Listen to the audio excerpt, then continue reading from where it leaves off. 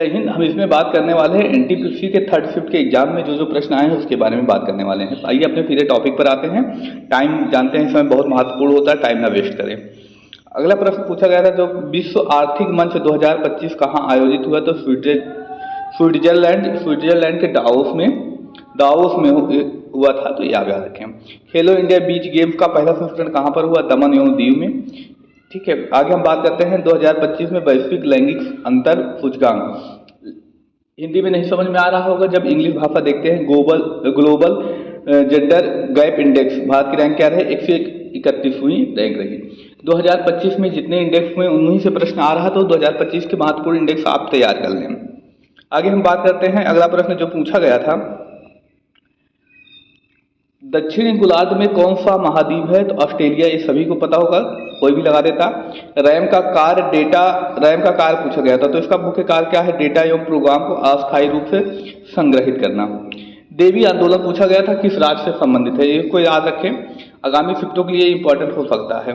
1920 में गुजरात एवं महाराष्ट्र में चलाया गया था, तो किस जाति के द्वारा? कोली जाति के द्वारा चलाया गया था। किस लिए? शराब एवं मांस को छोड़ने के लिए एक जागरूकता अभियान चलाया गया था। ठीक है, ये इसको आप याद रख सकते हैं। आगे हम बात करते हैं, अगला प्रश्न जो पूछा गया, मिजोरम राज्य की आधिकारिक भाषा मिजो है, ये तो आसानी से पता चल जाता। धन विधेयक का वर्णन अनुच्छेद 110। ठीक है, ये याद रखेंगे, अनुच्छेद 110 में। अब बजट का वर्णन किस अनुच्छेद में मिलता है, ये आप कमेंट में बताएंगे। अंतर्राष्ट्रीय आइस हॉकी चैंपियनशिप 2025 अमेरिका ने किस टीम को हराया? तो स्विट्जरलैंड को। भारतीय वायुसेना के उप प्रमुख कौन बने हैं? तो एयर मार्शल नर्मदेश्वर तिवारी अभी हाल ही में नियुक्त हुए हैं। इंपॉर्टेंट। अच्छा, करंट अफेयर जितना आ रहे हैं मैक्सिमम 2025 की ही आ रहे हैं, तो आप 6 महीने के पिछले करंट अफेयर पढ़ के जाइए। जनवरी से लेकर अब तक के करंट अफेयर पढ़ लें। अपाला और दो शब्द किस वेद में आते हैं? तो ऋग्वेद में आते हैं, इसको भी आप याद रखें। आगे हम बात करते हैं 44वां संविधान संशोधन में कौन राज्य के नीति निर्देशक तत्व में जोड़ा गया? तो अनुच्छेद 48(2) जो है राज्य के नीति निर्देशक तत्व में जोड़ा गया। कब? 44वें संविधान संशोधन के द्वारा। दिल्ली के वर्तमान शिक्षा मंत्री कौन है? तो आशीष सूद हैं। साइक्लोन युद्धाभ्यास 2025 किसके बीच हुआ? तो भारत और मिस्र के बीच हुआ।